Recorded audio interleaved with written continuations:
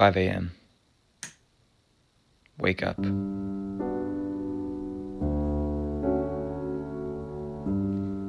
Eat breakfast. 6 a.m. Read ancient literature. 7 a.m. Go to school.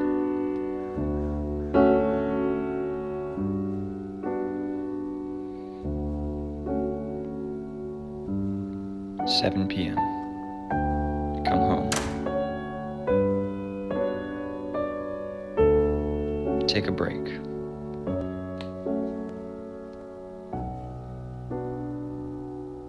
Alright, time's up. Take some more English lessons. 9 p.m. Music lessons.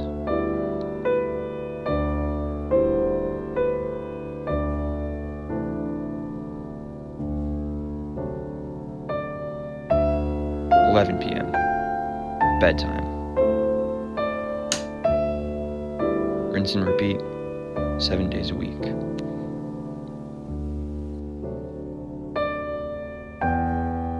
So, is this the schedule of an overworked high schooler? Well, it's actually a 9-year-old boy. That's this American life.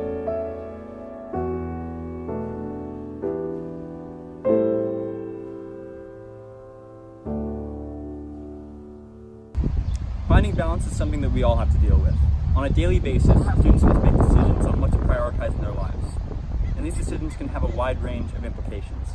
For example, you could be stuck with the choice between going out to a party or doing homework, maybe even studying for a major exam. But here's the thing.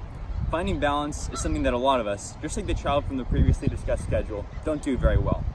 And this can be for a myriad of reasons, ranging from societal pressures to parental pressures to the burning desire to achieve success at all costs.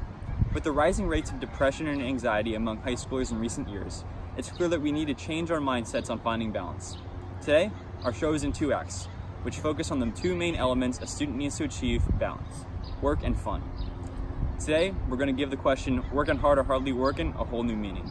So without further ado, let's introduce Act 1, Stress for Success.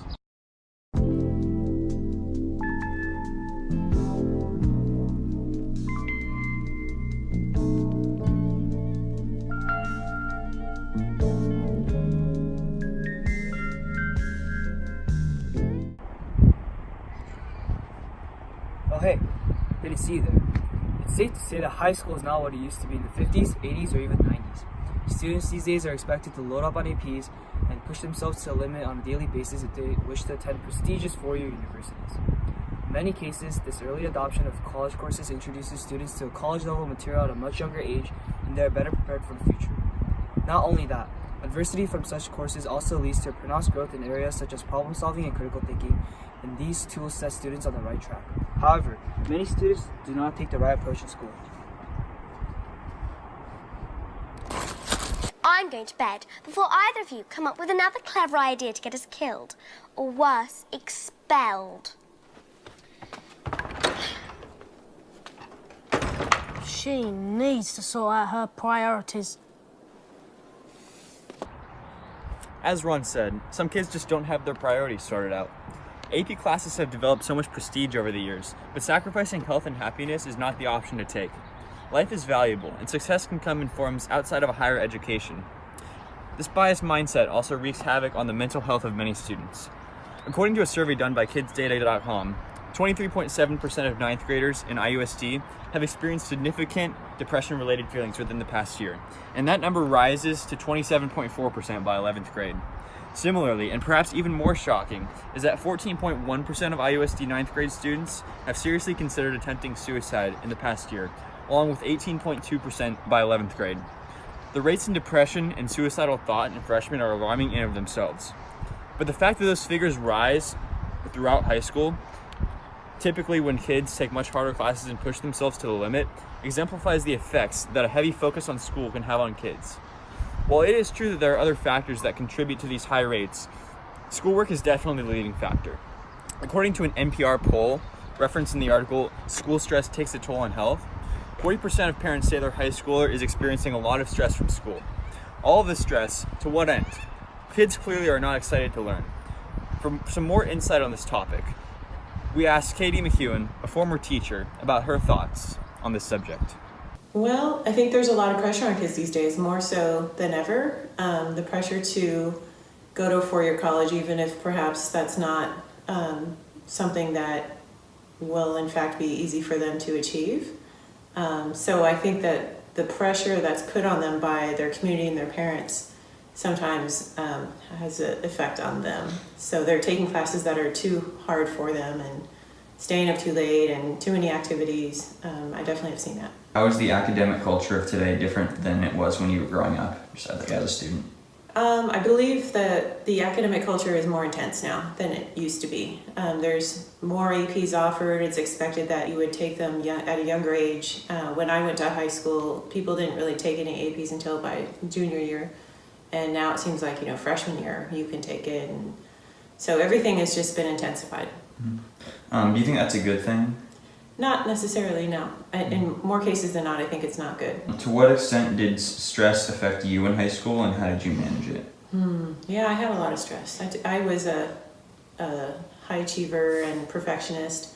So I think I didn't have as much fun as I could have had in high school. I think I had to make sure that every I was dotted and every T was crossed. So I would forego, doing things that would have been fun for me to do.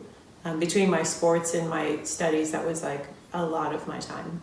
So I think if I could go back and do it differently, I think I would have studied a little less and stressed out a little less and tried to be more balanced. Can you give a specific example over time where you had to manage stress? I think that the whole SAT prep was very stressful for me. I was a really strong student in the classroom, but test taking was never my strength. So when I took my first SAT my junior year, I didn't score at all what I expected I would. So I put too much importance on that test. And as it turned out, I got into Stanford with pretty average scores because everything else was so strong. But you couldn't tell me that at the time. My junior year was pretty miserable because of that test. So I understand that you conduct interviews for Stanford. So I do. From your experience, what does Stanford look for in an applicant? What do they value, schoolwork and all that stuff? There's not just one thing. It's the whole picture of the student and the person. They look at certainly the academics and what you've achieved in the class, but they also are equally interested in what do you do outside of the classroom. Do you think that students today, in general, are putting too much emphasis on schoolwork? And if so, why do you think that they are doing that? It's hard to say. I mean, I think this area, Irvine's a very high achieving area, so probably more than the average in this country. They probably do put too much focus on the schoolwork. The important thing is to figure out what you enjoy and what your passion is, because that will take you where you want to go in life. College is just one part of a long road, and getting to the best named college doesn't necessarily make you happy in life. What are you going to do with that college degree? You could have a college degree at a lot of different places, or no college degree at all, and get a job and be very happy.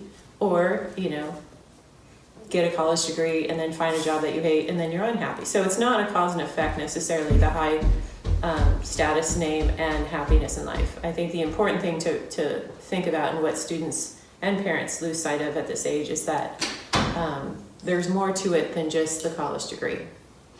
Where would you draw the line between working too hard and not working hard enough in school? Every student has a capability and a talent, and then your work, and to find the time where you're getting enough sleep, but then you're also able to see your friends or able to do other things. That's really the line. Students need to put things in perspective and realize that high school can be an unforgettable experience if they follow their passions and not worry too much about getting super high grades and test scores. Sometimes kids just need to forget about school. Yeah, school sucks sometimes. It causes a lot of stress. What he said.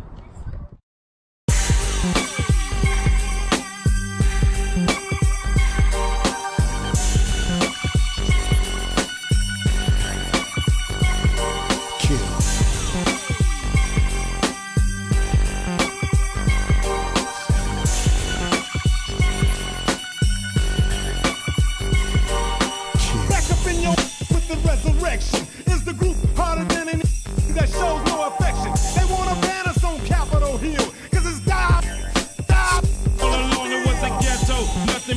ghetto, taking short steps 1 foot at a time and keep my head low and never let go. Cause if I let go, then I'll be spineless. I'm going insane. My mind just goes out of control and touch on subjects read about. I touch on the they be leaving out. I seen this just non-smoking. I seen the same with the non dying with his eyes open. And simply what this means.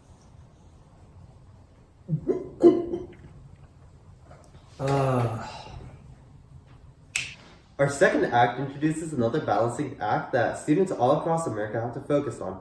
AP classes and honor classes are not universally accessible across all schools, but the parties, hangouts, and interactions has become an essential part of most high schoolers. Having fun in high school is important, but as is with anything, too much partying can be detrimental to health and grades. It often leads to experimentation with drugs and alcohol, which, if not kept under control, can have disastrous effects on one's future. Teens do not foresee the negative possibilities, but focus on the fact that they will be cool. Drug use often leads to addiction over time, and children are often born into these households of drugs.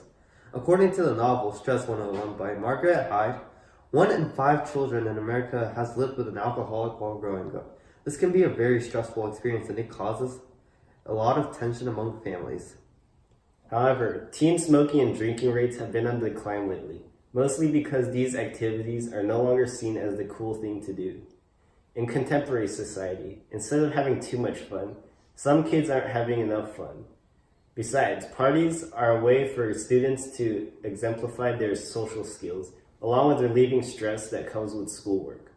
Furthermore, seeing others make bad decisions will allow some students to realize why a decision would be bad. For some more thoughts on this, we talked to Ryu Suzuki, a great example of someone who has a balance of life. I'm currently on ASB as senior class president. I'm also part of senior class council. I'm also part of the varsity ice hockey team here at our school. Me and my boy Leon won Division 3 this year. I was pretty hyped. I'm also a member of Warrior TV as well. I make the Warrior TV episodes, and I'm also the anchor. How are you able to successfully balance schoolwork and your social life equally? I think by balancing, I think it's important to lift your schoolwork above everything else, but you gotta keep a good balance, because if you're having too much fun and you're putting schoolwork to the side, you're gonna be one of those kids that like peak in high school, and that's like, you're not gonna go anywhere. But at the same time, you gotta keep your like social life good, so you're not like constantly stressing in schoolwork, because that just collapses on your success in school as well. Would you say that going to parties and other gatherings has allowed you to develop character, such as social skills, and how so? I think parties are like just a good way to get to know like people outside of like your comfort zone, you know? Like at school, you're constantly surrounded by like your like 6 closest friends or 5 closest friends, and you don't really get to reach out to everyone. I think by going to like these social gatherings, whether it's a party or not, I think it's a good way to get to know people not only in your own school, but you can like reach out and branch out to people from other schools. Like I met one of my buddies freshman year like through a party. Her name is Malia Wong, and she ended up working at one of the places I wanted to get a job at, and she put in a good word for me, and I was able to get a job for this summer. What are some ways people can learn to balance out their life in a healthy manner? I think it's important to not prioritize schoolwork super heavily or not prioritize your social life super heavily. I think from my personal experience, I hold academics and schoolwork to a higher standard than I do my social life. But I think having like a pretty close, like I would say mine's about 60-40, where I'm like 60% like committed to my schoolwork, but 40% like I'm committed to my social life, whether it's like talking to my friends, like FaceTiming people. Like sometimes like you get like distracted, you end up like texting your friends for like 3 hours instead of doing your work. But like as long as your stress level is getting balanced out with like your social life and you're not super stressed about schoolwork, like that's how I see it. And I make sure I'm not like constantly stressed over school, and like that's not my like only priority. Do you have any advice to give to incoming freshmen and underclassmen about making the most of their high school experience? Yeah, I think one thing our class really struggled with is just like going out and like being open to meeting new people at our school. Because I think our class, our senior class this year especially, is very cliquey and no one really knows each other. And I think that's like a huge problem. And that's like a good way to like develop connections. Like if you're in a class and you don't know anyone, like you gotta reach out to everyone because you don't know if that person's gonna be like your best friend, you know? That might sound cliche, but it's pretty true. What do you think are some things preventing people from having a balanced life? I think when people have like tunnel vision and like, let's say you want to go to like Stanford, like you can't be tunnel vision like focusing just on academics, because if you really look at like the roster, I guess, of people going to Stanford, it's people that are like super sociable, they're really good at sports, like you're good at speech and debate, like everyone's super well-rounded. So like you can't be tunnel vision stuck strictly on academics, because that will get you places, but if you're more well-rounded, you're like a little less smart, but you're very outgoing, like you're gonna get further in life than you are just strictly academics. Is there anything else you want to add? Don't do drugs, kids. Sick. In today's academically rigorous culture, kids work their heads off to get into college, but the thing is, colleges want kids to do what they love and have a balanced lifestyle. Besides, what's going to happen after college when these kids get stuck in jobs they hate because they fail to explore their interests and passions in high school? Even though life is too short to be stuck in a dead-end job, almost 50% of Americans are dissatisfied with their jobs according to a 2017 survey.